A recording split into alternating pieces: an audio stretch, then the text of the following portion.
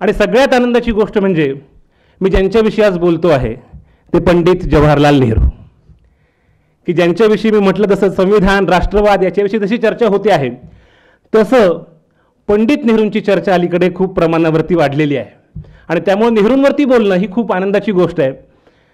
त्याचं आणखीन एक महत्त्वाचं कारण असं आहे की आपल्याला कल्पना आहे की गांधी आणि आंबेडकर यांच्याविषयी अनेकदा चर्चा होते, किमान करन्सी म्हणून त्यांचा वापर होतो, त्यांची लिगसी कितपत सांभाळली जाते, त्यांचा वारसा कितपत टिकवला जातो हा वेगळा मुद्दा आहे. पण किमान गांधी आंबेडकरांविषयी बोललं जातं, त्यांचा काही एक विचार सांगितला जातो. खरं म्हणजे खूप दुर्दैव आहे की नेहरूंसारखा माणूस की जो या देशाचा पहिला पंतप्रधान होता, अशा माणसाकडे अक्षम्य असं दुर्लक्ष झालेलं आहे आणि म्हणून नेहरूंविषयी आज बोलणं हे अधिक औचित्याचं आहे. ज्या पक्षाचे पंडित नेहरू होते त्या पक्षानं त्यांच्याकडे आजवर खूप दुर्लक्ष केलं आहे, हे मला अतिशय खेदानं सांगावं असं वाटतं. पण सगळ्यात महत्त्वाचं म्हणजे आज नेहरूंवरती आपण बोलतो आहोत त्याचे श्रेय विद्यमान पंतप्रधानांना दिलं पाहिजे की त्यांनी हा नेहरूंचा वारसा आपल्याला सांगितला. त्यांनी सांगितलं की नेहरूंकडे प्रेमानं, आस्थेनं पाहिलं पाहिजे आणि त्याच्यामुळे विद्यमान पंतप्रधान हे आपल्या पहिल्या पंतप्रधानांविषयी जे प्रेम व्यक्त करतायत ते लक्षात घेऊन मला असं वाटतं की हा नेहरूंचा वारसा सांगण्याची संधी मी घेतोय आणि म्हणून मला खरोखरच मनापासून आनंद होतोय. आत्ता कोठडिया सरांनी उल्लेख केला आणि तो मला खूप आवडला की आणि अंजलीनं ते सुचवलेलं आहे की हा सोहळा आहे, हा नेहरूंच्या विचारांचा सोहळा आहे. इथं चरित्रपट मांडणं, नेहरूंचा सगळा अख्खा काळ मांडणं हे माझं उद्देश नाही. किंबहुना त्यांचं स्मरणरंजन करणं, त्या काळातल्या गोष्टी सांगत पुन्हा आपण एका ज्याला म्हणून आपण गतकाळाचं जे रंजन करत असतो तशा प्रकारची गोष्ट आज मला अपेक्षित नाही आहे. त्या प्रकारची गोष्ट मी मांडणार नाही आहे. तर मला आज जे मांडायचं आहे ते मला असं वाटतं की अधिक औचित्याचं यासाठी आहे की आपण रिपब्लिक 2.0 मध्ये प्रवेश केलेला आहे. गणराज्य 2.0 ज्याचा उल्लेख योगेंद्र यादवांनी making sense of Indian democracy या त्यांच्या अलीकडच्याच पुस्तकामध्ये केलेला आहे. आपण एका नव्या गणराज्यामध्ये प्रवेश करतो आहोत, केलेला आहे आणि 2019 पासूनचा तो प्रवेश आहे, 14 पासूनचा नव्हे. त्याची एक सैद्धांतिक मांडणी त्यांनी केलेली आहे की याला गणराज्य 2.0 का म्हणायचं आणि गणराज्य 1.0 काय होतं, रिपब्लिक 1.0 काय होतं. त्यामुळे रिपब्लिक 2.0 मध्ये रिपब्लिक 1.0 काय होतं हे सांगणं म्हणून सुद्धा नेहरू महत्त्वाचे आहेत. त्यामुळे नेहरू आज का आठवायचे. मगाशी मी उल्लेख केला प्रसाद सरांनी की मी जयंती म्हणत नाही आहे, म्हटले मी वाढदिवस म्हणतोय आणि वाढदिवसाचा सुद्धा संबंध त्या सोहळ्याशी आहे, त्या आठवणींशी आहे. ती आठवण का करायची आहे. मला असं वाटतं की ते भारताचं मूळ रूप काय आहे, भारताचा ज्याला आपण केशवानंद भारतीमध्ये असं म्हणतो की संविधानाचं बेसिक डॉक्ट्रिन काय आहे, संविधानाचा पाया काय आहे, भारताचा पाया काय आहे, तो समजावून घेणं. तोही अशा भारतामध्ये की ज्या भारताचा चेहरा मोहरा बदललेला आहे. एक फार सुप्रसिद्ध गाणं आहे, आईना मुझसे मेरी पहली की सूरत मांगे. आरसा मला माझं पहिलं रूप, माझं जुनं रूप मागतो आहे. आपल्याला कल्पना आहे, मी आत्ता तरुण आहे पण जसं जसं आता पांढरे केस असलेले लोकसुद्धा इथं आहेत, अनेक अनुभव असल्याने मग परत असं जेव्हा पाहतो आपण आरशामध्ये तेव्हा त्या जुन्या रूपाची, त्या मूळ रूपाची आठवण होते. मला असं वाटतं की आज भारताच्या अवघ्या देशाचं जे रूप आहे ते बिघडलेलं आहे. ते एक डिस्टॉर्टेड इमेज, बिघडलेली विचित्र अशी इमेज आपल्याला आरशामध्ये दिसते आहे. आणि म्हणून फैज अहमद फैज जे त्यावेळेस म्हणाले होते ते आजही अनेक अर्थांनी लागू आहे. ये दाग दाग उजाला, ये शब गजीदा सहर, जो इंतजार था जिसका ये वो सहर तो नहीं. आणि त्याच्यामुळे ही सकाळ, ही पहाट त्या प्रकारची नाही आणि ती जर नसेल तर आपल्याला ती सकाळ शोधणं, ती पहाट शोधणं आणि तिच्यासाठी प्रयत्न करणं हे आपलं एक नागरिक म्हणून कर्तव्य असं मला वाटतं. आणि म्हणून नेहरूंविषयी बोलणं हे आज अधिक औचित्याचं ठरतं. 1889 ते 1964 सुमारे 75 वर्षांचा हा सगळा कालावधी आहे. आपण विचार केला तर साधारणपणे 1889 ते 1947 हा त्यांच्या आयुष्यातला स्वातंत्र्यपूर्व कालखंड आहे. 1906ला नेहरू हॅरो स्कूलमध्ये जातात, नंतर केम्ब्रिजला जातात. बॅरिस्टर ही पदवी 1912 साली घेतात आणि भारतामध्ये परततात. बॅरिस्टर ही पदवी त्यांनी घेतलेली होती, त्यांच्याकडं ते पदवीचं अधिकृत प्रमाणपत्र होतं. त्यांना क्लासमेट्सही होते. 1912 साली नेहरू भारतामध्ये परततात आणि 1912 ते 1947 हा त्यांचा 35 वर्षांचा भारतामधला स्वातंत्र्य लढा सगळा आहे. आणि 1947 ते 1964 हा पंतप्रधान म्हणून, धोरणकर्ता म्हणून हा एक दुसरा रोल आहे, ही एक दुसरी भूमिका आहे. या सगळ्या दोन्ही भूमिकांमध्ये आपण जर पाहिलं तर असं लक्षात येतं की स्वातंत्र्यपूर्व भारत आणि स्वातंत्र्योत्तर भारत यांना जोडणारा हा पूल आहे. नेहरू हा तो दुवा आहे, नेहरू हा तो पूल आहे आणि या पुलाचं बांधकाम भक्कम होतं म्हणून हा देश टिकला.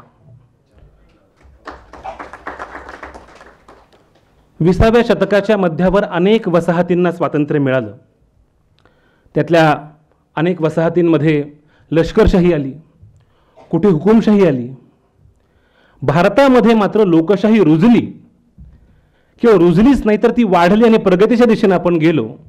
याचं कारण हा भारत जोडोचा, स्वातंत्र्यपूर्व भारत आणि स्वातंत्र्योत्तर भारत असा भारत जोडोचा प्रकल्प हा तेव्हापासून सुरू आहे.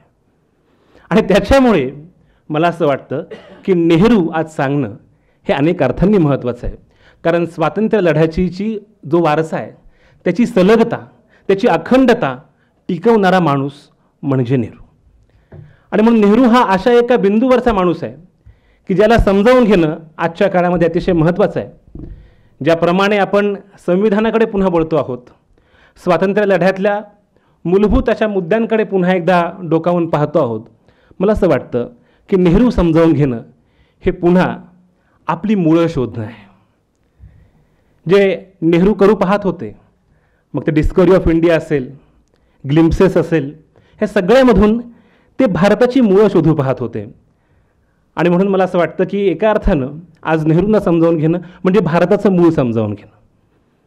ज्याच्याविषयी शशी थोरातांनी फार छान म्हटलं आहे की इट्स इन्व्हेन्शन ऑफ इंडिया, की नेहरू ही भारताचा शोध आहे. आणि म्हणून आज या भारताच्या मुळांचा शोध घेणं, आपण नेहमी असं म्हणतो की या भारताला तर काय हजारो वर्षांचा इतिहास आहे, इथली परंपरा, इथली संस्कृती, असं आपण अनेकदा बोलत असतो. पण मुळामध्ये भारतीय राष्ट्रराज्य घडणं, नेशन स्टेट आकाराला येणं ही एक वासाहतिक आधुनिक काळातली सगळी प्रक्रिया आहे. आणि म्हणून ती प्रक्रिया समजावून घेणं, त्या काळामध्ये भारत कसा घडत होता हे समजावून घेणं अधिक महत्त्वाचं आहे. नेहरू या अशा आधुनिकतेच्या 20व्या शतकाच्या पूर्वार्धामध्ये, पहिल्या टप्प्यामध्ये वेगवेगळ्या राजकीय विचारांमधून, घटनांमधून प्रेरित होऊन त्यांचा विचार आकाराला येतो आहे, त्यांचं कार्य आकाराला येतं आहे. त्यामुळे आजच्या या सगळ्या व्याख्यानामध्ये मी प्रामुख्यानं स्वातंत्र्यपूर्व काळामध्ये नेहरूंचा जो विचार आहे, ढोबळमानानं तो कसा आकाराला आला आणि त्याचा परिणाम हा इतरांवरती सुद्धा कशा प्रकारे झाला हे सांगण्याचा प्रयत्न करेन. आणि उद्याच्या व्याख्यानामध्ये मी हा जो देश आहे, म्हणजे एक प्रकारे ज्याला आपण म्हणतो की जमिनीची मशागत करणं, हा पहिला भाग आहे.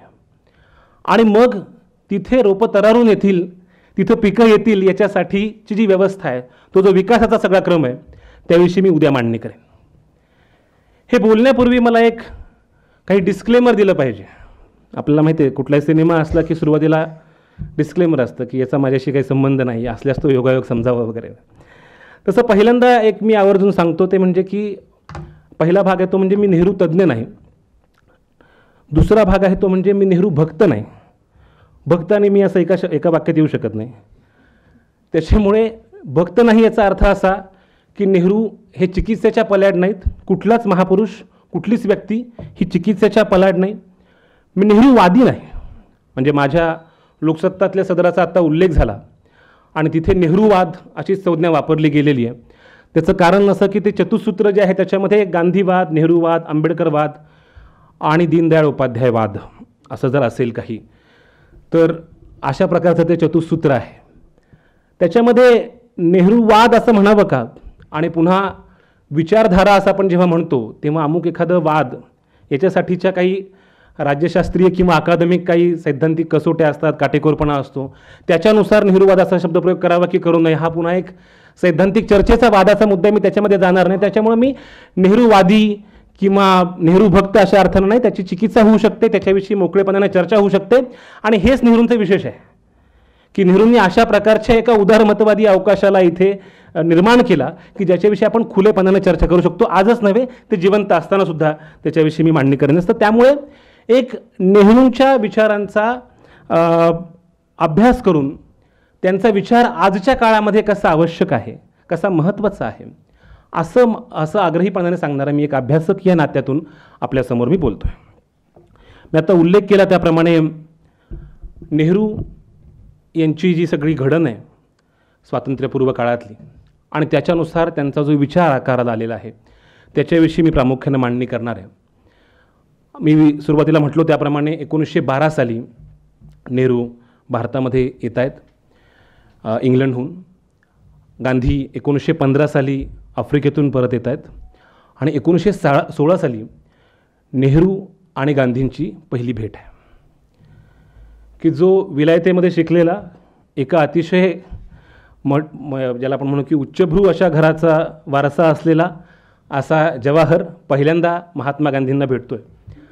आणि महात्मा गांधी हे 1915ला भारतामध्ये परत येत आहेत तेव्हा ते हा भारत समजावून घेण्यासाठी पूर्ण भारतभर फिरत आहेत. हे लक्षात घेतलं पाहिजे की गोपाळकृष्ण गोखलेने त्यांना असं सांगितलं की तुम्हाला जर भारत समजावून घ्यायचा असेल तर तुम्हाला तो फिरला पाहिजे, समजावून घेतला पाहिजे. आणि त्याच्यामुळे जवळपास 1894 ते 1915 एवढा 21 वर्षांचा कालखंड महात्मा गांधी इथे नाहीत, ते आफ्रिकेमध्ये लढत आहेत. भारतामध्ये आल्यानंतर ते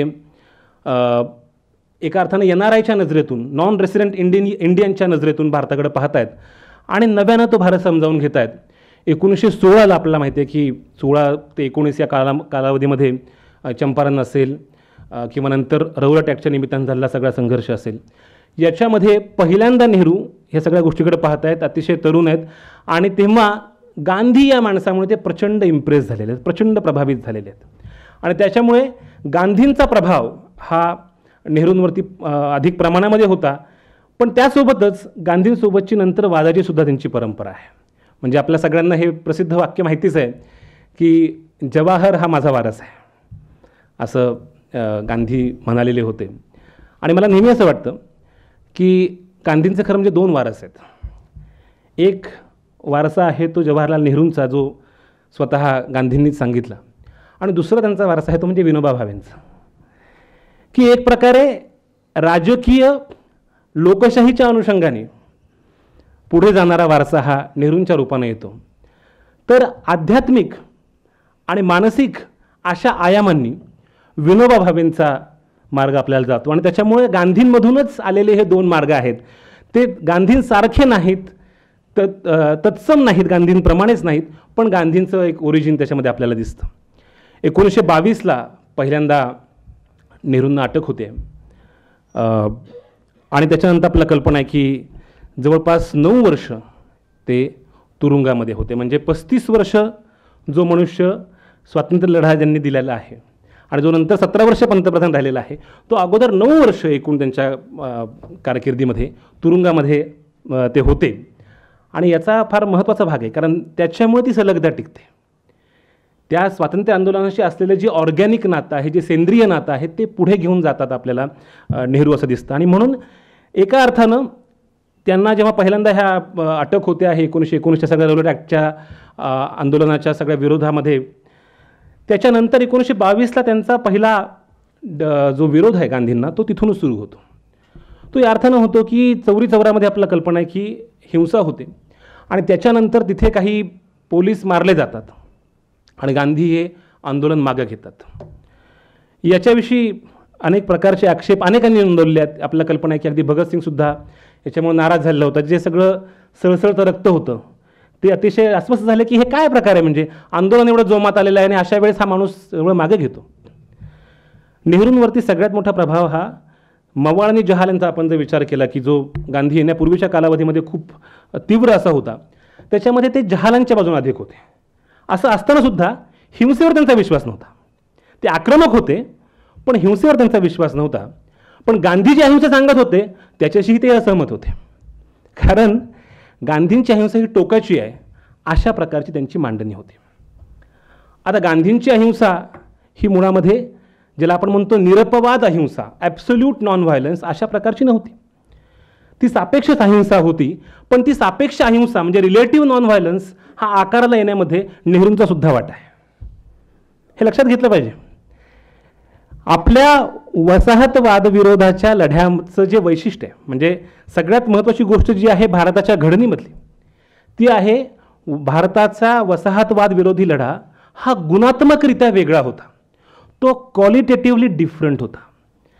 भारत टिकण्यामध्ये, भारत पुढे झेपावण्यामध्ये वसाहतवादाच्या या गुणात्मकतेचा विचार आपण केला पाहिजे. ती गुणात्मकता, ते वेगळेपण काय होतं, त्याचं पहिली गोष्ट म्हणजे इथला जो सगळा लढा होता हा अहिंसेच्या परंपरेशी सुसंगत असा होता.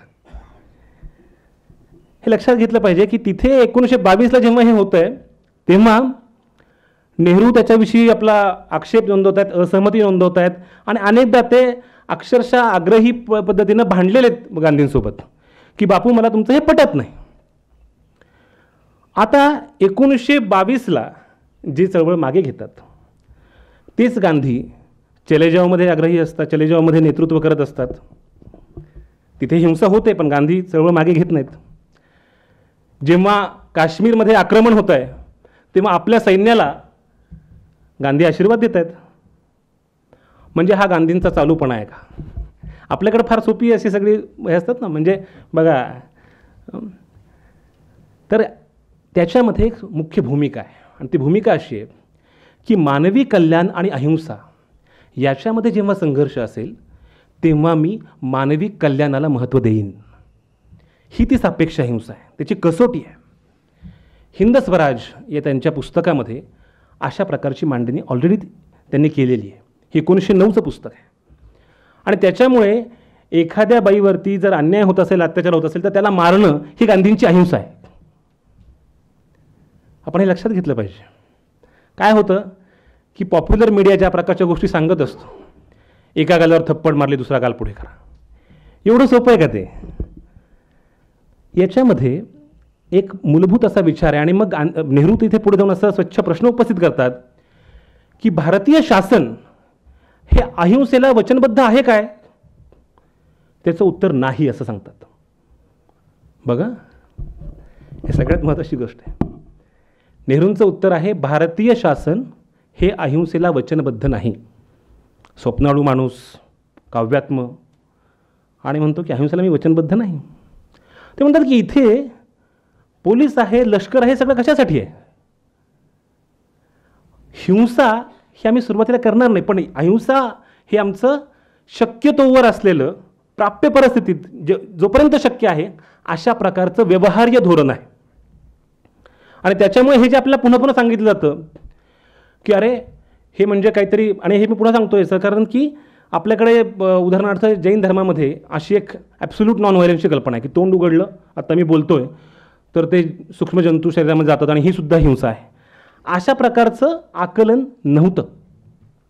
आणि म्हणून इथली अहिंसा ही कशा प्रकारे ती कशी वेगळी होती हे आपण इथे समजावून घेतलं पाहिजे. आणि म्हणून हे जे नेहरूंचा जो विचार आहे तो शासनाच्या दृष्टीनं, गव्हर्नन्सच्या दृष्टीनं अतिशय महत्त्वाचा आहे की ते कुठल्या कविकल्पनांमध्ये, कारण अनेकदा गांधींचे जे मुद्दे आहेत ते प्रत्यक्ष व्यवहारामध्ये कसे आणायचे हे खरोखरच अवघड गोष्ट होती. त्या काही अव्यवहार्य कल्पना होत्या.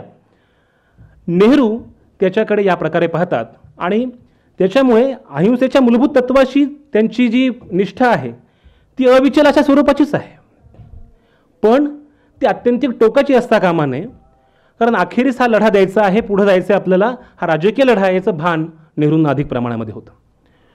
दुसरं महत्त्वाचं वैशिष्ट्य आपल्या वसाहतवाद विरोधाच्या लढ्याचं असं होतं की आपण याच्याकडे साम्राज्यवादाचं एक वेगळं रूप म्हणून पाहत होतो. म्हणजे आपल्याला कल्पना आहे की इंग्लंड असेल, फ्रान्स असेल, या सगळ्यांनी ज्या प्रकारे जगावरती कब्जा केलेला होता, तिथे वेगवेगळ्या वसाहती निर्माण झाल्या.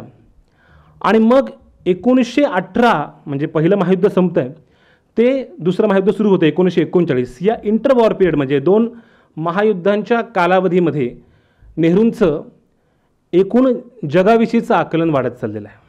आपल्याला कल्पना आहे की 1927 साली नेहरू हे सांगतायत की मला असं वाटतं की दुसऱ्या महायुद्धाची मला लक्षणं दिसत आहेत. 1927 साली 12 वर्ष अगोदर. कारण युरोपामध्ये एकतर पहिली गोष्ट म्हणजे ते स्वतः त्यांनी जे इंग्लंडला जे शिकले हॅरोमध्ये असेल किंवा केम्ब्रिजमध्ये असेल, या दोन्ही ठिकाणी तिथे काय प्रकारचा भेदभाव आहे, तिथला राष्ट्रवाद काय प्रकारचा आहे याचं त्यांचं आकलन सुस्पष्ट होतं. आणि त्याच्यामुळे ते एका बाजूला प्रखर राष्ट्रवादी तिथेच तयार झाले. राष्ट्रवादाची त्यांची बीजं जी आहेत ती तिथेच आपल्याला दिसतात त्यांच्या इंग्लंडमधल्या तिथे राहत असतानाच्या सगळ्या कालावधीमध्ये. 1927ला जेव्हा ते सांगतात तेव्हा त्यांच्या हे लक्षात येते की नव्या प्रकारचा फॅसिझम उदयाला येतो आहे. म्हणजे 1939ला तर नेहरूंची ही भूमिका जी आहे त्यातलं जे वैचारिक स्पष्टता जी आहे ती आपल्याला अगदी ठळकरित्या दिसते. म्हणजे 1939ला आपल्याला माहिती आहे की दोस्त राष्ट्र आणि अक्ष राष्ट्र म्हणजे इटली, जर्मनी, जपान एका बाजूला, इंग्लंड, रशिया एका बाजूला, अशा प्रकारची सगळी अवस्था आहे आणि आपण वसाहत म्हणून त्याच्याकडे पाहतो आहोत. त्याच्या वेळेस आपण साम्राज्यवादाच्या विरोधी आहोत याचा अर्थ आपण फॅसिझमचे समर्थक नाहीत हे स्वच्छपणे सांगण्याची आवश्यकता होती. टागोर जेव्हा इटलीमध्ये गेले मुसोलिनीच्या आमंत्रणावरून, तेव्हा तिथे टागोरांनी मुसोलिनीला समर्थन दिलं अशा प्रकारच्या बातम्या आल्या. फेक न्यूज हा नवीन फेनॉमेनन नाही. फेक न्यूज ह्या त्या काळी होत्या आणि त्याच्यामुळे तिथली भाषा अर्थातच अवगत असण्याचं काही कारण नाही. पण याची कल्पना वैश्विक पातळीवरचं भान असणारा नेहरूंच्या समकक्ष दुसरा कोणताही नेता नाही हे मी अतिशय ठामपणे सांगू इच्छितो. याचं कारण असं गांधी असू द्यात, इतर कुठलेही नेते असू द्यात, यांच्यापेक्षाही नेहरूंचं याबाबतचं आकलन हे स्फटिक स्वच्छ क्रिस्टल क्लिअर होतं. आणि त्याच्यामुळे ते असं स्वच्छपणे म्हणतायत की फॅसिझम आणि साम्राज्यवाद हे एकच प्रतिगामी प्रवाह आहेत, वेगवेगळे पण नाही आहेत. त्याचं आकलन त्यांचं 1920 ते 1930 या दशकामध्ये घडलेलं आहे. अर्थातच मार्क्स, लेनिन या सगळ्यांचा प्रभाव त्यांच्यावरती आहे. लेनिन असं म्हणतो की साम्राज्यवाद हे भांडवलशाहीचं अत्युच्च टोक आहे. साम्राज्यवाद हे भांडवलशाहीचं अंतिम टोक आहे. याचं कारण असं की भांडवलशाही जशी जशी वाढत जाते तशी तशी आपल्याला माहिती आहे की जे अतिरिक्त मूल्य आहे, ज्याला आपण म्हणतो सरप्लस व्हॅल्यू जे आहे, त्याच्यासाठी राष्ट्र ही दुसऱ्या राष्ट्रांवरती हल्ला करू लागतात. याचं काय करायचं? हे जे अधिक झालेलं मूल्य आहे, अधिक संपत्ती आहे, त्याचं काय करायचं? आणि म्हणून एक्सपान्शनिस्ट म्हणजे विस्तारवादी धोरणं ही त्यातून आकाराला येतात. हे आकलन नेहरू मांडतायत की जे मार्क्सवादी आणि लेनिनवादी अशा परंपरेशी सुसंगत आहे. सुरुवातीच्या काळामध्ये तर नेहरू हे इतके मार्क्सवादानं किंवा कम्युनिस्ट विचारांनी झपाटलेले होते की जणू त्यांना कोणी मार्क्सवादीच म्हणेल इथपर्यंत त्यांचा सगळा. आणि आपल्याला तर कल्पना आहे की रशियाशी त्यांची जवळीक ही किती पातळ्यांवरती होती. आणि रशियाशी त्यांची जवळीक असण्याला 3 प्रमुख कारणं होती. एक म्हणजे की रशिया हा साम्राज्यवादाच्या विरोधी आहे अशी नेहरूंची धारणा होती. दुसरी गोष्ट अशी की वांशिक समतेला समर्थन देणारा असा हा रशिया आहे असंही त्यांचं दुसरं आकलन होतं. आणि तिसरं म्हणजे आशियाविषयी हा तुलनेनं उदार असा प्रकारचा रशिया आहे. यातून म्हणजे एका बाजूला रशियाविषयीचं आकलन प्रत्यक्ष जे पाहताय त्याच्यातून, आणि दुसऱ्या बाजूला मार्क्स आणि लेनिन यांच्या विचारांमधून आकाराला आलेलं त्यांचं आकलन. या दोन्हीतून आपल्याला असं दिसतं की नेहरू पुढे पाहतायत. आणि मग ते असं सांगतात की साम्राज्यवाद आणि फॅसिझम हे एकच प्रतिगामी प्रवाह आहेत. फरक फक्त एवढाच आहे की देशकाल परिस्थितीनुसार त्याचं चित्र वेगवेगळं आहे. हे फार मूलभूत मांडणी आहे. अशा प्रकारची मांडणी फार कोणी केलेली मला तरी दिसत नाही. कारण एका बाजूला 1939ला आपल्याला कल्पना आहे आणि अनेकदा आपण बोलत असतो सुभाषचंद्र बोस हे आपले अतिशय मोठे स्वातंत्र्य सेनानी आणि त्यांनी जे काम केलं ते खरोखरच खूप स्पृहणीय अशा प्रकारचं आहे. असं असतानासुद्धा याच्या विचारांमधला फरक लक्षात घेतला पाहिजे. सुभाषचंद्र बोस जेव्हा शत्रूचा शत्रू तो आपला मित्र अशी जी आपली एक लोकप्रिय धारणा असते, दुश्मन का दुश्मन तो दोस्त होता है वगैरे, तशा प्रकारच्या आकलनातून ते म्हणतात की आपण जपानची जर्मनीची मदत घेतली पाहिजे. पण हा जपान आणि जर्मनी कशा प्रकारचं आहे याचं सुस्पष्ट आकलन हे नेहरूंच्या मनामध्ये आहे. आणि नंतर तर मुख्यमंत्र्यांना लिहिलेल्या पत्रांमध्ये ते नाझी जर्मनीच्या तालावरती भारत वाढतो आहे की काय अशी मला भीती वाटते, तो वाढू नये याकरता काय केलं पाहिजे अशी सूचना ते देतात. पण मुख्य गोष्ट अशी की जेव्हा सुभाषचंद्र बोस अशा प्रकारचा विचार सांगतायत, आपल्याला कल्पना आहे की तिथे जाऊन जपानमध्ये जाऊन त्यांनी पलटणी उभ्या केल्या. आणि एक गोष्ट पुन्हा आवर्जून सांगितली पाहिजे, कारण सध्याचा काळ हा असा आहे की महापुरुषांमध्ये भांडणं लावून द्यायची, नाही का. पटेल विरुद्ध नेहरू, बोस विरुद्ध नेहरू, गांधी विरुद्ध आंबेडकर. कारण आज लोकांना असं साक्षात्कार होऊ लागलेला आहे की हेडगेवार आणि आंबेडकरांचा विचार एकच आहे. त्यामुळे आता गांधी आणि हिटलर यांचा विचारही एकच आहे अशा प्रकारची मला मांडणी करावी लागेल की काय. अशा सगळ्या विचित्र काळामध्ये आपण वावरतो आहोत. त्याच्यामुळे अशा प्रकारची भांडणं, जणू काही कोणतरी एक हिरो आहे कोणतरी व्हिलन आहे, अशा सरधोपट पद्धतीनं मांडणी होत असताना हे आवर्जून सांगितलं पाहिजे की तिथल्या पलटणींना सुभाषचंद्र बोसांनी जी नावं दिली होती ती गांधी नेहरूंची होती. आणि जेव्हा INA जेव्हा ट्रायल सुरू झाली तेव्हा त्यासाठी लढणारे हे पंडित नेहरू होते. म्हणजे असं आहे ना की नेहरू आणि बोस यांच्यामध्ये किती तुम्ही वाद घालायचा प्रयत्न केला, कितीही त्यांच्यामध्ये फाईट लावून द्यायचा प्रयत्न केला, तरी हे दोघं स्वातंत्र्यासाठी लढत होते. सुभाषचंद्र बोस तर कम्युनिस्ट होते. त्याच्यामुळे कुणी आयऱ्यागैऱ्यांना ते आमचे होते अशा प्रकारची मांडणी बिलकुल करता कामा नये. मुद्दा असा की जेव्हा तिथे त्यांनी अशा प्रकारची मांडणी केली आणि जपानमध्ये जाऊन त्यांची मदत मिळवण्याचा प्रयत्न केला, अंदमानसारखं बेट हे जपानी लोकांनी काबीज केलं, तेव्हा तिथे प्रचंड प्रमाणावरती नरसंहार झाला. ह्या इतिहासातला अतिशय काळा असा अध्याय आहे ज्याच्याविषयी फारसं बोललं गेलेलं नाही आहे. आणि त्याच्यामुळे भारतीय भारतीयाची जी वसाहतवाद विरोधी लढा होता त्याच्यातला जसा गुणात्मक फरक आहे, तसाच ब्रिटिश वसाहतवादाचा आणि अक्षराष्ट्रांच्या त्यांचा जो रूल आहे किंवा त्यांचं जे शासन आहे त्याच्यामध्ये सुद्धा मूलभूत फरक आहे. आणि म्हणून आपला कल्पना आहे की ज्या प्रकारचा नरसंहार जर्मनीमध्ये होतो, इटलीमध्ये होतो, त्या तुलनेमध्ये भारतामध्ये ब्रिटिशांचं जे राज आहे ते रूल ऑफ लॉ, कायद्याशी संबंधित अशा प्रकारचं आहे. पंडित नेहरूंविषयीच बोलतोय मी. पंडित नेहरू अजून तरी राष्ट्रद्रोही नाहीत असं मला वाटतं. तर मुद्दा असा की या प्रकारचा विचार जेव्हा नेहरू मांडतायत की आपल्याला वैश्विक पातळीवरती याचं भान असलं पाहिजे, याचे अंतिमतः परिणाम काय होऊ शकतात. आणि म्हणून ब्रिटिश वसाहतवादाचं सुद्धा रूप हे गुणात्मकरित्या वेगळं आहे. म्हणजे कल्पना करा की टागोरांनी जालियनवाला बाग हत्याकांडानंतर त्यांना जो नाईटहुड हा किताब होता तो त्यांनी परत केला, म्हणजे पुरस्कार वापसी केली. अशा वेळेस ब्रिटिशांचं उत्तर काय होतं? म्हणजे खरं म्हणजे पुरस्कार वापस आम्ही ब्रिटिशांच्या विरोधात लढतच आहोत, त्यामुळे पुरस्कार परत करणं याच्यामध्ये काही गैर काहीच नव्हतं.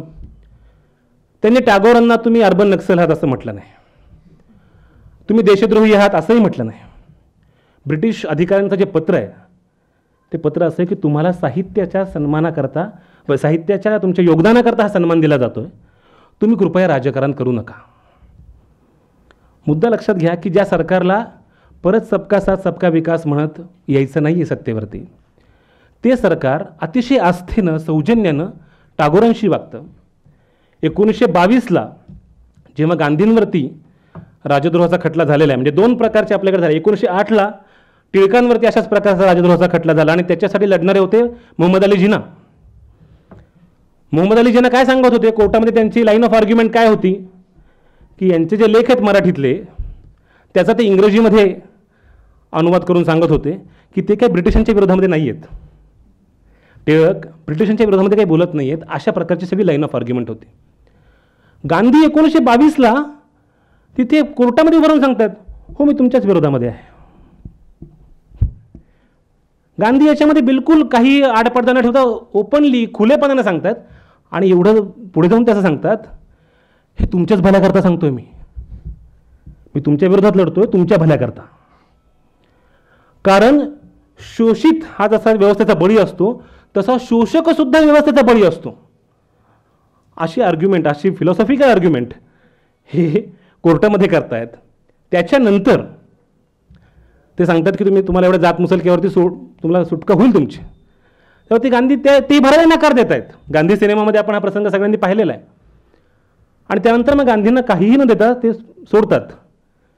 हे इतर ठिकाणी शक्य नव्हतं. त्यामुळे ब्रिटिश वसाहतवाद विरोधी लढ्याची जसा गुणात्मक फरक आहे तसा ब्रिटिश वसाहतवादाचा सुद्धा फरक आहे, हे आपण लक्षात घेतलं पाहिजे. आणि हे भान असल्यामुळेच 1939 साली आपण कशा प्रकारे कोणती नेमकी भूमिका घ्यायची, इटली जर्मनी जपानला मदत करायची की आपण स्ट्रॅटेजिकली ब्रिटिशांसोबत वागायचं, हा अतिशय कळीचा मुद्दा होता. हा विचारांचाही मुद्दा होता. हा केवळ तात्कालिक राजकारणाचा मुद्दा नव्हता, हे आपण लक्षात घेतलं पाहिजे. नेहरू त्या अशा एका वैश्विक भानाच्या आधारे नवं राजकारण घडवू पाहत आहेत. म्हणजे एका बाजूला या वसाहतवादाच्या गुणात्मकतेमध्ये हा सुद्धा भाग आहे की आमचा लढा हा ब्रिटिशांविरोधात नाही तर त्यांच्या साम्राज्यवादी प्रवृत्तीशी आहे. त्या प्रवृत्तीचं आकलन त्यांचं अतिशय नेमकं होतं.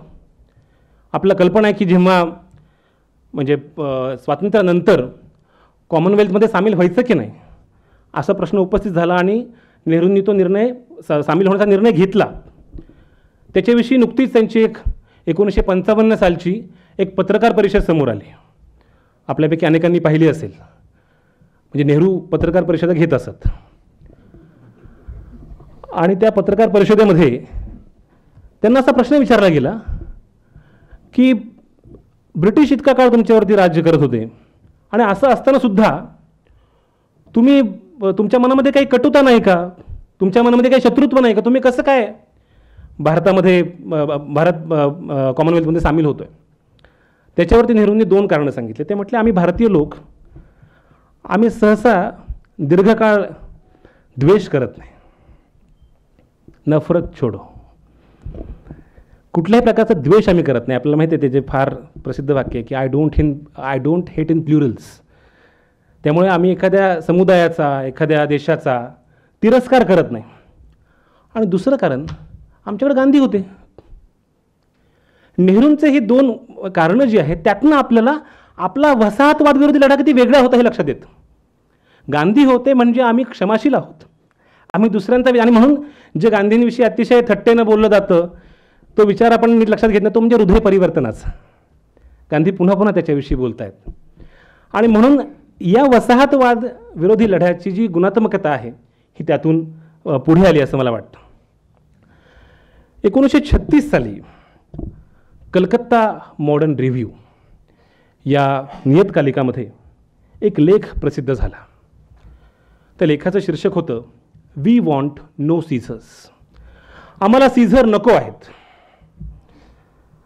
आम्हाला कुठल्याही प्रकारचा हुकुमशहा नको आहे.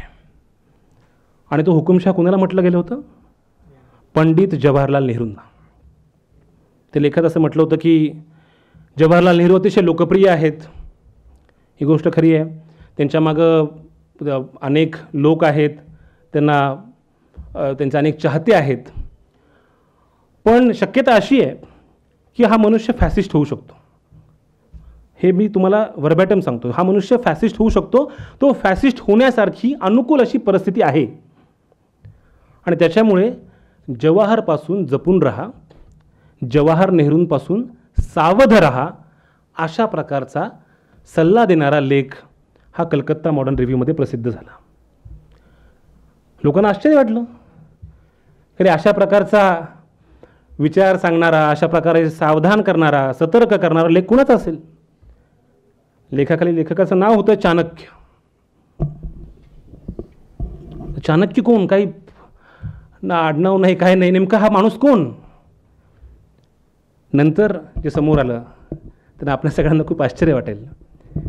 हा लेख दस्तूरखुद्द नेहरूंनी लिहिलेला होता.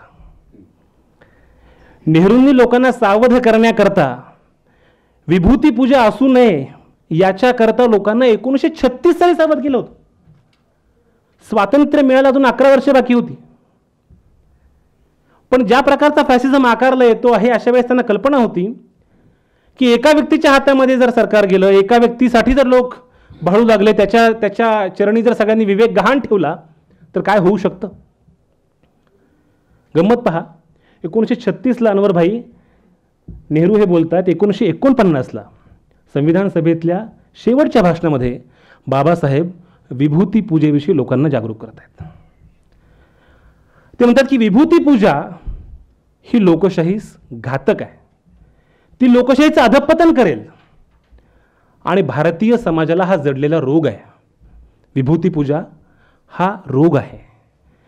आणि मग त्याचं कारण ते सांगतात की आपल्याला असा एखादा कोणीतरी सुपरमॅन यावा, यदा यदा हि धर्मस्य ग्लानिर्भवति भारत वगैरे, की अधर्माचं राज्य वाढलेलं असताना असा एक पुरुष येतो, सुपरमॅन येतो आणि तो सगळं काही बदलून टाकतो. त्या माणसाभोवती सगळं गारुड तयार होतं. ही भीती बाबासाहेब 1949ला व्यक्त करतायत. लोकशाही इथे प्रस्थापित व्हावी याच्याकरता नेहरू आणि आंबेडकर हे एकाच पेजवरती होते, एकाच पानावरती होते. याचं हे अतिशय उत्कृष्ट असं उदाहरण आहे. जी भीती आपल्याला कल्पना आहे की आंबेडकरांनी 1949 साली व्यक्त केली, जी भीती 1936 साली नेहरूंना वाटत होती, ती नेहरूंच्या मुलीनं काही प्रमाणामध्ये आपल्यासमोर आपल्याला कल्पना आहे की ती सार्थ करून दाखवली. हे असं होऊ शकतं भारतामध्ये. आणि नेहरूंचा आणि आंबेडकरांचा मुद्दा सार्थ करण्याची जणू स्पर्धाच लागावी असं वाटावं, अशी आजची अवस्था आहे. आणि त्याच्यामुळे पुन्हा आपण आज अशा एका अवस्थेवरती आहोत की जिथे एकच व्यक्ती आणि तिच्या भोवती तीच जणू काहीतरी सगळ्याचा तारणहार आहे, अशा एका अवस्थेला आपण पोहोचतो आहोत. आणि म्हणून एका बाजूला लोकशाही मूल्यांविषयीची अविचल निष्ठा आणि त्याच वेळेस आपल्या कल्पना आहे की स्वातंत्र्य लढ्यातून, म्हणजे मला असं नेहमी वाटतं की स्वातंत्र्य लढ्यात आपलं स्वातंत्र्य 1945 नंतर मिळालं असतं. म्हणजे दुसरं महायुद्ध संपल्यानंतर हळूहळू या सगळ्यांना वसाहतींना स्वातंत्र्य द्यावंच लागलं असतं. गांधी, नेहरू, आंबेडकर या तिघांचंही सगळ्यात मोठं योगदान काय, तर नवा देश कसा असेल याचं प्रारूप, याची दिशा हे त्यांनी आखून दिली. हे ते रिंगण असेल, ही ती दिशा असेल, हे ते GPS असेल. देशाचं GPS काय असेल आपल्यापैकी अनेकांना कल्पना आहे. आपण ती बाई सांगते आपल्याला की कसं जायचं आहे, SM जोशी फाउंडेशनला कसं यायचं आहे, टर्न राईट, टर्न लेफ्ट, असं करत करत आपण इथपर्यंत येतो. तर हा देश पुढे कसा जाणार आहे याचं GPS नेहरूंनी आपल्याला दिलं आणि त्यांनी सांगितलं की ही या देशाची दिशा असेल, ती लोकशाहीची असेल. जनरल थिम्मय्या प्रकरणी तर त्यांनी स्वच्छपणे सांगितलं की नागरी नेतृत्व हे लष्करी नेतृत्वाहून श्रेष्ठ आहे. आपल्याला वाटतं त्याच्यामध्ये काय मोठी गोष्ट आहे, असे सुविचार सांगणं याला काय अर्थ नसतो. प्रत्यक्षामध्ये अशा प्रकारची भूमिका त्यांनी मांडली आणि ती रुजवली. याचं महत्त्व आपल्याला असं कळतं जेव्हा तुम्ही इतर देशांकडे पाहता. तुम्ही पाकिस्तानकडे पाहता, मध्यपूर्वेच्या देशांकडे पाहता, अनेक ठिकाणी तिथे जेव्हा हे सरकार येतं, स्वातंत्र्य मिळतं, तेव्हा त्या स्वातंत्र्याचा अवलंब कसा करायचा, फ्रीडम एक्सरसाइज कसं करायचं, हा सगळ्यात मोठा प्रश्न होता. त्यामुळे एका बाजूला ज्या देशामध्ये प्रचंड प्रमाणामध्ये निरक्षरता आहे, ज्या देशामध्ये कुठल्याही प्रकारचा याला म्हणतो आपण की पायाभूत सुविधा नाहीत, अशा प्रकारचा सगळा देश 1947 साली होता. तिथपर्यंत जाण्याचा सगळा जो प्रवास आहे त्याच्यामध्ये असंख्य अडथळे होते. त्याच्यामध्ये आणखीन महत्त्वाचा भाग जो होता तो म्हणजे जमातवादाचा. आपल्याला कल्पना आहे की 1909, 1919 Morley Minto, Montagu Chelmsford, MPSC UPSC करणारे अनेक जण आहेत. त्याच्यामुळे तुम्हा सगळ्यांना कल्पना आहे या सगळ्या कायदेशीर तरतुदींमध्ये जाणीवपूर्वक असा प्रयत्न केला गेला की भारताचं विभाजन कसं होईल आणि या धर्माधर्मांमध्ये फूट कशा प्रकारे पडेल. असा सगळा प्रयत्न सुरू असताना या सगळ्यांना एकत्र कसं आणता येईल, धर्मनिरपेक्षतेचा विचार आणि जमातवादाचा विरोध या दोन्ही गोष्टी नेहरूंनी कशा प्रकारे केल्या आणि त्याच्यातून भारत कसा घडला, मला वाटतं हे समजावून घेणं खूप महत्त्वाची गोष्ट आहे. याचं कारण की 1920 नंतर तर आपल्याला कल्पना आहे की दोन्ही कडचे म्हणजे हिंदू मूलतत्ववादी आणि मुस्लिम मूलतत्ववादी या दोहोंची एकाच वेळेस वाढ झालेली दिसते. म्हणजे हिंदू महासभा मला वाटतं 1917, 1925ला राष्ट्रीय स्वयंसेवक संघ, मुस्लिम लीग त्यावेळेस बऱ्यापैकी एक याला म्हणतो प्रॉमिनंट एक महत्त्वाची लक्षणीय अशा प्रकारची ऑर्गनायझेशन झाली होती.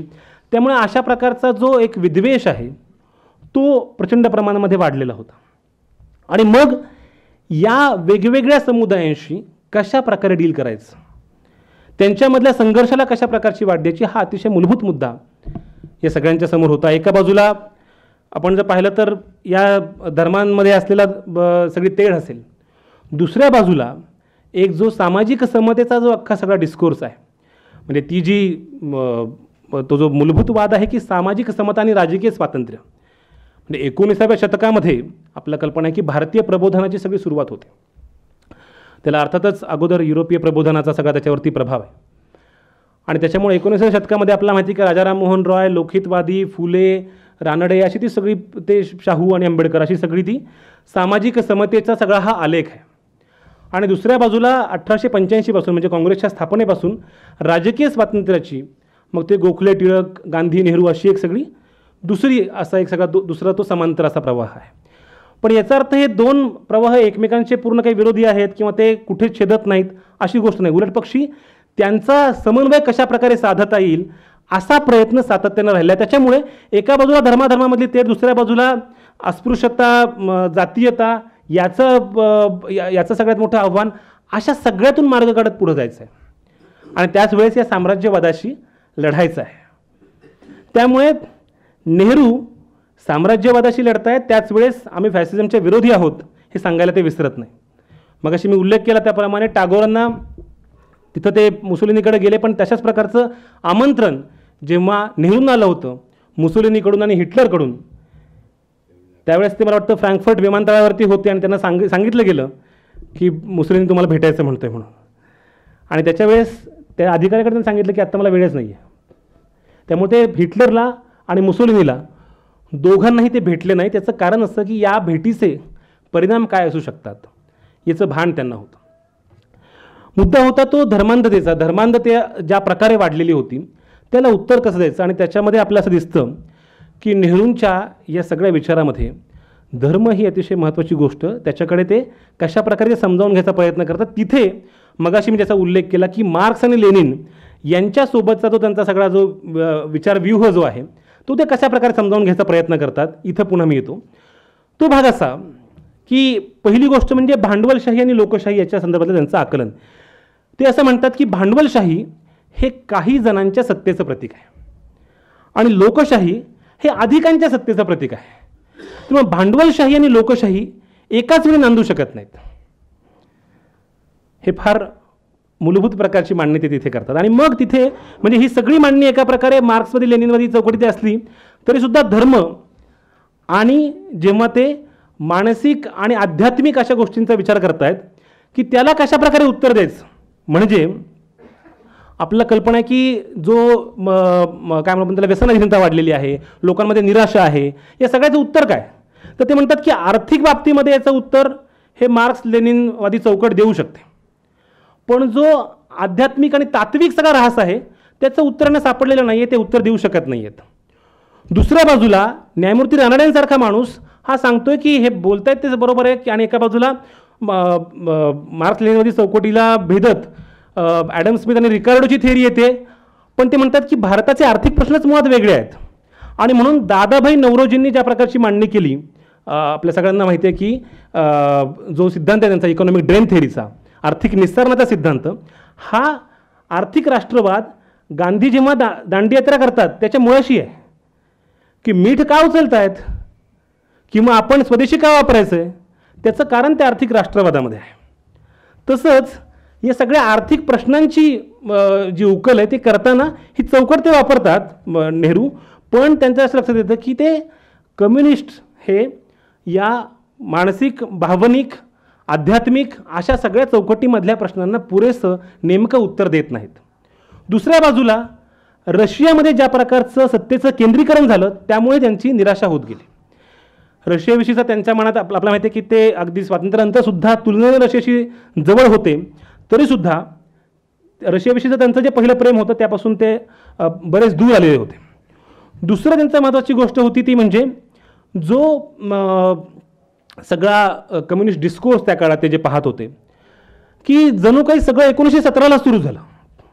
म्हणजे आज जसं आपल्यापैकी अनेकांना असं वाटत असतं की सगळं काही 2014ला सुरू झालं, तसं एक जो पठडीबाज पोथीनिष्ठ अशा प्रकारचा सगळा जो समुदाय आहे कम्युनिस्टच्या मधला, तो असं म्हणतो की 1917लाच आता ही क्रांती सगळी सुरू झाली आणि इथल्या एतदेशीय म्हणजे राष्ट्रांतर्गत असणाऱ्या परिस्थितीचा विचार न करता तुम्हाला तिथे काय घडतंय म्हणजे इतर देशांमध्ये काय घडतंय ते इथे लागू करायचं आहे. ते कितपत इथल्या परिस्थितीशी अनुकूल आहे ते म्हणतात की ते नेहरू म्हणतात की अशा प्रकारचा आरसा तुम्ही आणताय गतकाळातला जो आपल्या इथं लागू होऊ शकतो की नाही याची तुम्ही चाचपणी करत नाही आहात.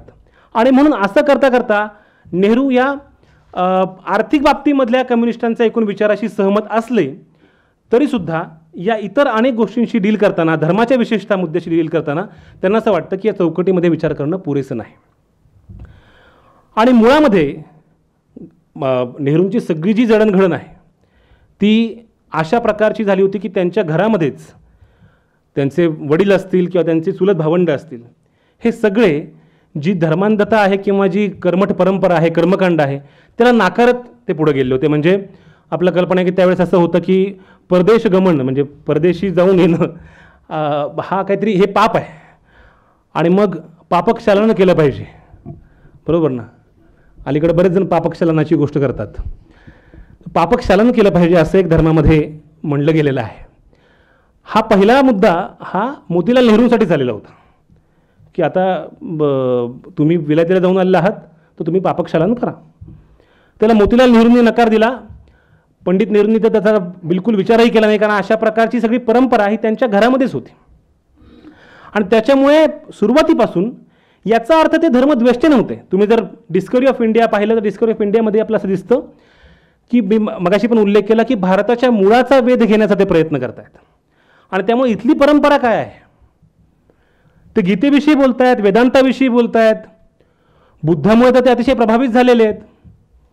ही सगळी इथली बहुलतेची परंपरा जी आहे ती शोधून या धर्मांधतेवरती काही उत्तर सापडतं का असा तो सगळा प्रयत्न आहे.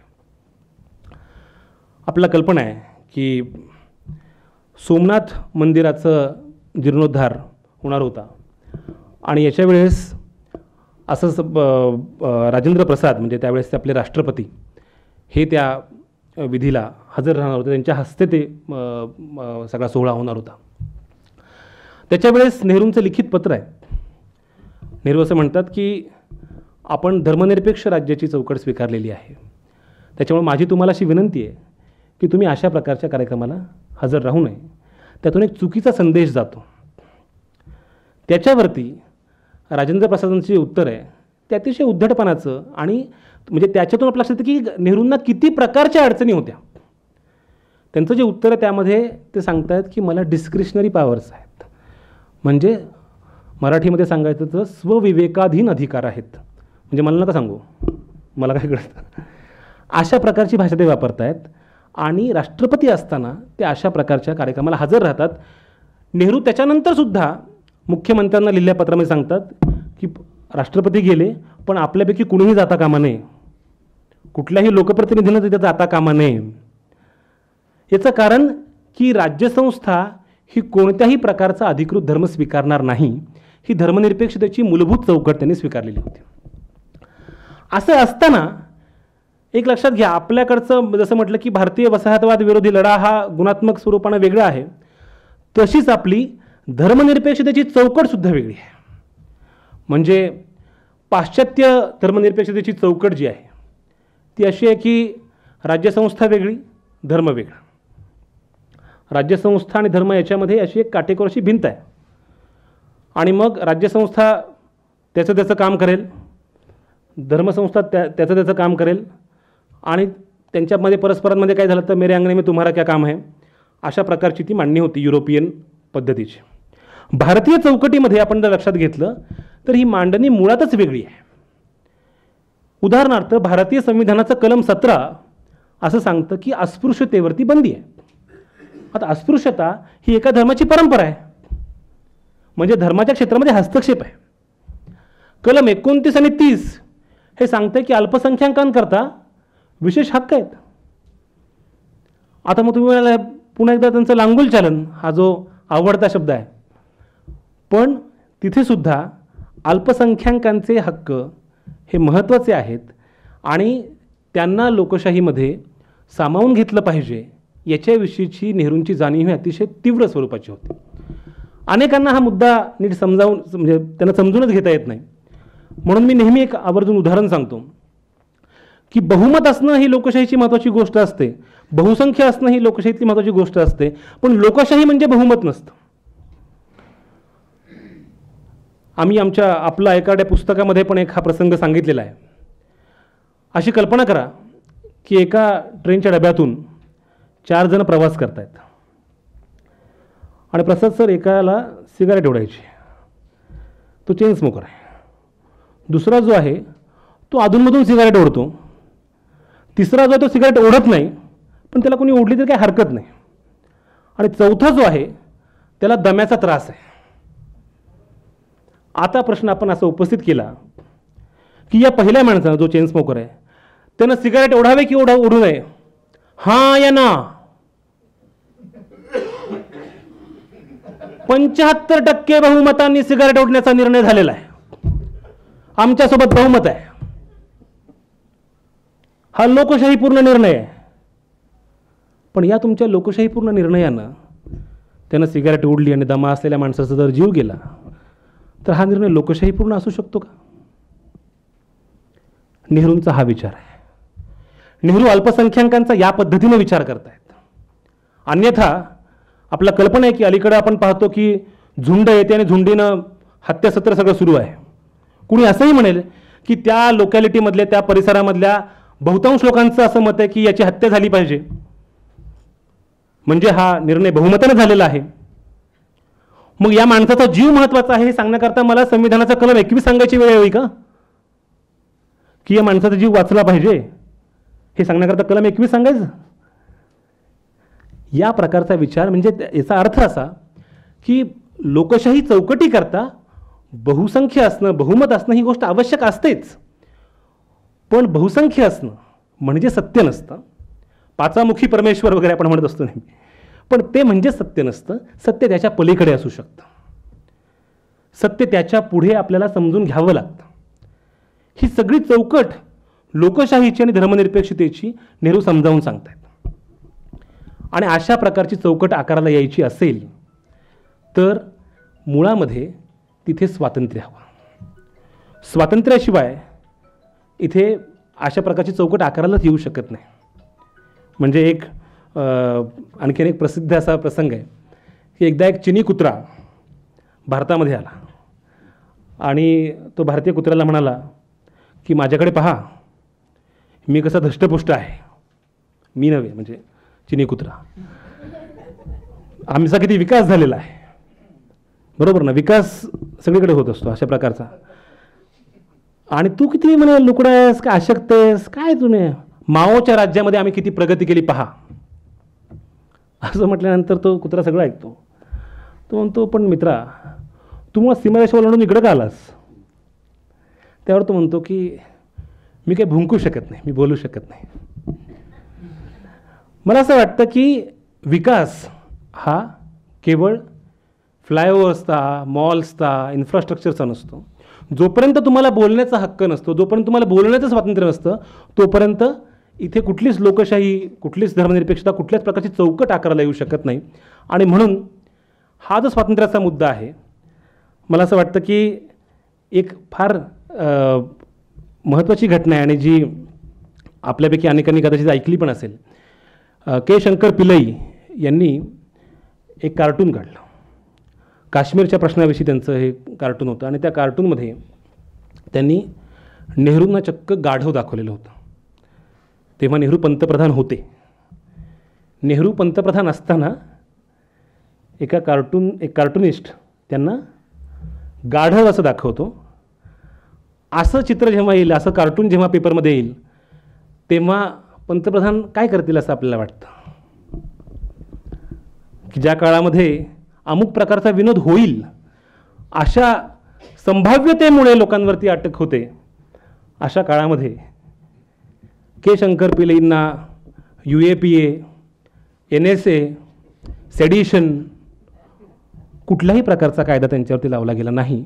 उलट पक्षी पंतप्रधान कार्यालयातून त्यांना फोन आला, would you prefer a coffee with a donkey?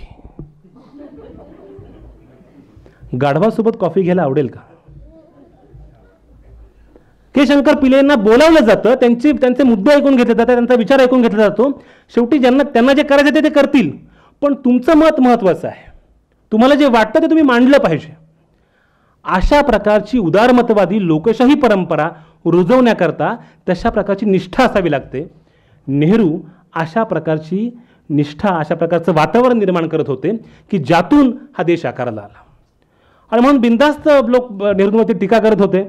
आपल्याला कल्पना आहे की अशाच प्रकारच्या एका टीकेवरून मागे NCERT मधल्या एका कार्टूनवरून मोठा हल्ला झालेला होता. त्यामुळे लोकांच्या भावना कधी दुखावल्या जातील आपल्याला सांगता येत नाही.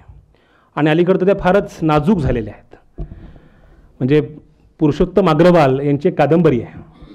त्या कादंबरीचं शीर्षक आहे नाकोहस. नाकोहस या शब्दाचा अर्थ तुमच्यापैकी कुणाला माहीत असण्याचं कारण नाही, कारण हा शब्दच नाही. ते ॲक्रोनिम आहे, ते एक संक्षिप्त रूप आहे, national commission for hurt sentiments, दुखावलेल्या भावनांचा राष्ट्रीय आयोग. त्यामुळे अशा प्रकारचे अनेक राष्ट्रीय आयोग आपल्याला करावे लागणार आहेत. आपल्याला कल्पना आहे रवीश कुमारनं तर अशा प्रकारच्या अनेक आयोगांची स्थापना केलेली आहे. तर त्याच्यामुळे आज जेव्हा इतक्या पातळीवरती छोट्या छोट्या गोष्टींनी लोकांचे मानभंग होतात, भावना दुखावल्या जातात, अशा वेळेस नेहरूंसारखा पंतप्रधान स्वतःवरती सहजपणे हसू शकतो. ही सगळ्यात मोठी गोष्ट आहे. जगात तुम्ही काही करा, पण स्वतःवरती निखळपणे हसता येणं ही सोपी गोष्ट नाही. तेवढी सेल्फी काढण्यासारखी गोष्ट नाही. ही त्यांच्या आतमध्ये रुजलेली असल्यामुळे स्वातंत्र्याचा हा मूलभूत विचार त्यांनी मांडला. आणि म्हणून अशा प्रकारचे सगळे आपले संविधान करते होते, म्हणून ती चौकट आकाराला आली. एका बाजूला आपल्याला कल्पना आहे की स्वातंत्र्य, लोकशाही, आणि लोकशाहीविषयी बोलत असताना पुन्हा आवर्जून सांगितलं पाहिजे की या लोकशाहीमधल्या ज्या सगळ्या संस्था आहेत, त्या संस्थात्मक ज्याला म्हणू आपण की त्याची स्वायत्तता, इन्स्टिट्यूशनल ॲटॉनॉमी ही टिकवण्याकरता मोठ्या प्रमाणावरती प्रयत्न हे नेहरूंनी केले. सगळ्यात महत्त्वाची गोष्ट म्हणजे निवडणूक आयोगामार्फत, म्हणजे निवडणूक आयोग असण्याच्या ऐवजी सरकारनंच निवडणुका घ्याव्यात असा चक्क प्रस्ताव होता. सरकारनंच निवडणुका घ्याव्यात. आत्ताविषयी नाही बोलत आहे मी, तेव्हाविषयी सांगतोय. तर निवडणूक असं म्हटल्यानंतर नेहरूंनी त्याला कडाडून विरोध केला की ज्या माणसानं त्यावेळेस खरं म्हणजे त्याला पाठिंबा दिला असता तर त्यांचंच भलं झालं असतं, काँग्रेसची सत्ता अधिकार राहिली असते. पण अशा प्रकारची गोष्ट असता कामा नये. आणि हा निवडणूक आयोग जी पहिली निवडणूक घेतो त्या मुद्द्याकडे मी येतो आणि मग आपण पुढचे काही प्रश्न असतील तर त्याच्याविषयी बोलूयात. 1947 ते 1952 हा आपल्याला माहिती आहे की अजून सरकार आपलं स्थापन व्हायचं होतं, निवडणुका इथं व्हायच्या होत्या. आपली जी पहिली निवडणूक आहे तिची सगळी जी प्रक्रिया आहे ती ऑर्निट शानी या बाईंनी, इस्रायली प्राध्यापिकेनं, हाऊ इंडिया बिकम डेमोक्रॅटिक या पुस्तकामध्ये सगळी नोंदवलेली आहे. कारण मी मगाशी म्हटलो त्याप्रमाणे 1947ला जेव्हा आपल्याला स्वातंत्र्य मिळालं तेव्हा काय केलं ब्रिटिशांनी 150 वर्ष, अशा प्रकारचा प्रश्न नेहरूंनी उपस्थित केला नाही.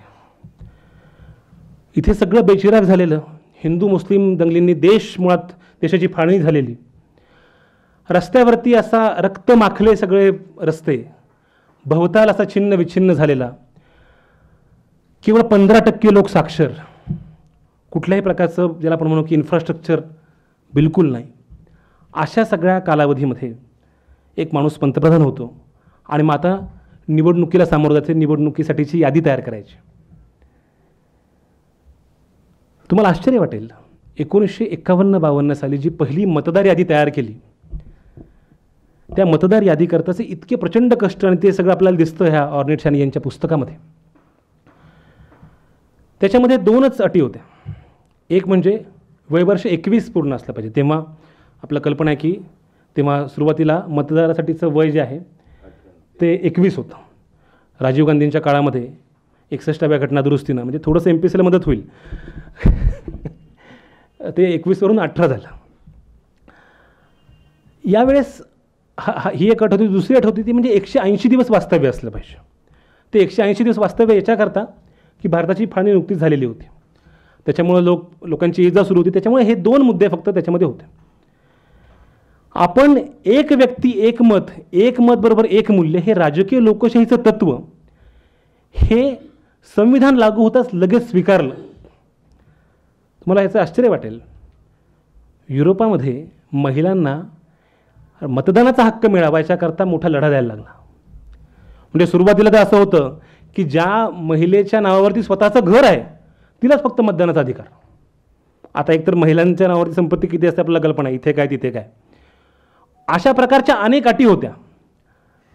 भारतामध्ये अशा प्रकारची कुठलीही सशर्त अशा प्रकारचं ज्याला म्हणतो पण सार्वत्रिक प्रौढ मताधिकार असं न देता सगळ्यांसाठी हा मताधिकार दिला गेला.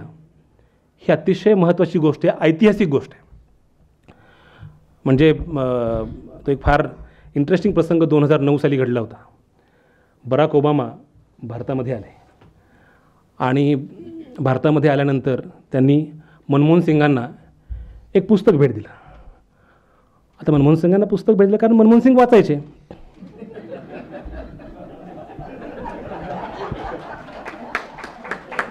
त्याच्यावरती असं लिहिलेलं होतं, from oldest democracy to largest democracy. जगातल्या सगळ्यात जुन्या लोकशाहीकडून जगातल्या सगळ्यात मोठ्या लोकशाहीला सप्रेम भेट. जुनी लोकशाही म्हणजे अमेरिका, बरोबर ना, मोठी लोकशाही म्हणजे आपण. तर सीताराम येचुरी तिथं होते. सीताराम येचुरी म्हणाले, mister Obama, you are neither oldest nor largest. तुम्ही जुनी लोकशाही पण नाही आहात आणि तुम्ही मोठी लोकशाही पण नाही आहात. तर आता ओबामा एकदम फंबल झाले. म्हणजे असं कसं काय? ते म्हणे की भलेही तुम्हाला स्वातंत्र्य 18व्या शतकामध्ये मिळालं, 1776ला मिळालं, पण तुम्ही सार्वत्रिक प्रौढ मताधिकार 1964ला दिला. भारताला स्वातंत्र्य मिळतं, संविधान लागू होतं आणि 1950 पासून प्रत्येकाला मतदानाचा अधिकार दिला जातो. ही केवळ ऐतिहासिक गोष्ट आहे. आणि 1951च्या ह्या सगळ्या निवडणुकीसाठी मतदार यादी जेव्हा तयार होत होती तेव्हा अनेक स्त्रियांची नावं अशी आहेत. प्रशांत कोठाडे यांची बहीण, प्रसाद जावरेंची पत्नी, अशा प्रकारे, पण त्यांचा मतदानाचा हक्क रोखला नाही. केवळ स्त्रिया आहेत, त्या अशिक्षित आहेत, खेडवळ आहेत म्हणून त्यांचा अधिकार नाकारला नाही. प्रत्येकाला मतदानाचा अधिकार असेल.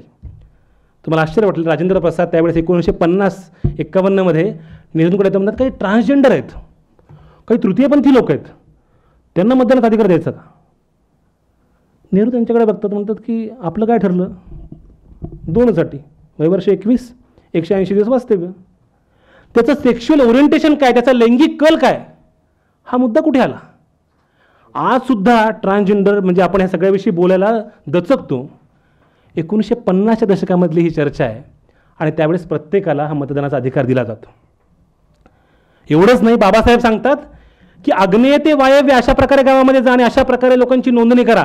याचं कारण असं की गावकुसाबाहेरचे जे लोक आहेत त्यांना वगळू नका. इथला कुठलाही माणूस ह्या सगळ्या लोकशाही प्रक्रियेपासून वंचित राहता कामा नये. सबका साथ सबका विकास नुसतं म्हणून उपयोग नसतो. प्रत्यक्षामध्ये सगळ्या चौकटीमध्ये लोक सामील झाले पाहिजेत. याच्याकरताची एक धडपड की ज्या काळामध्ये ब्युरोक्रेसी म्हणजे नोकरशाही अजून इस्टॅब्लिश झालेली नाही आहे, लोक शिकलेले नाही आहेत, अशा वेळेस हे सगळं करणं, याला ऐतिहासिकतेशिवाय, ऐतिहासिक म्हणण्याशिवाय दुसरा कुठला शब्द नाही. आणि त्याच्यामुळे नेहरूंनी अशा प्रकारच्या सगळ्या वसाहतवाद विरोधी लढ्यातून एक प्रकारे ही सगळी उभारणी केली.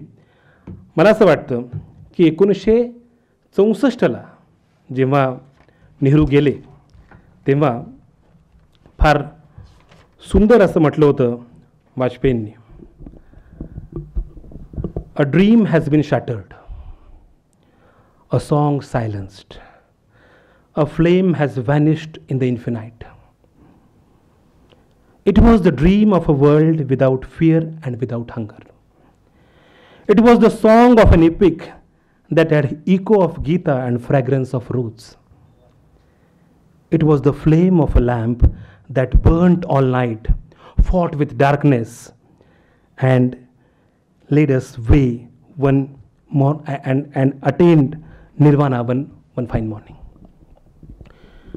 मला असं वाटतं की वाजपेयी हे त्या स्वप्नाकडे निर्देश करतायत ज्याचा मला वाटतं सुरुवातीला प्रशांत भाईंनी उल्लेख केला होता की नेहरू हे अशा प्रकारचं स्वप्न आपल्याला दाखवत आहेत की कुठल्या दिशेनं आपल्याला जायचं आहे.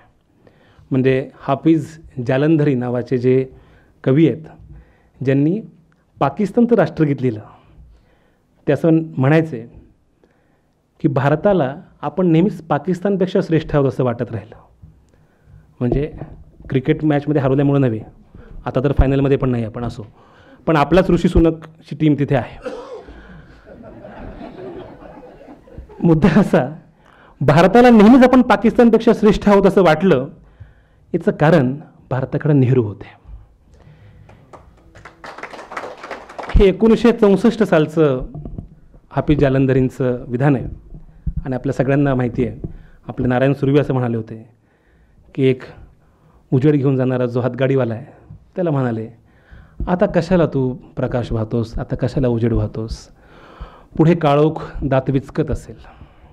आणि आज खरोखरच काळोख दात विचकत असताना नेहरू नावाचं स्वप्न, नेहरू नावाचा विचार, ते स्वप्न मी मगाशी सुरुवातीलाच म्हटलो त्याप्रमाणे, आईना मुझे मांगता हो मुझसे मेरी पहले की सूरत, ती सूरत शोधणं, ते मूळ रूप शोधणं, या दिशेनं आपल्याला जायचं आहे.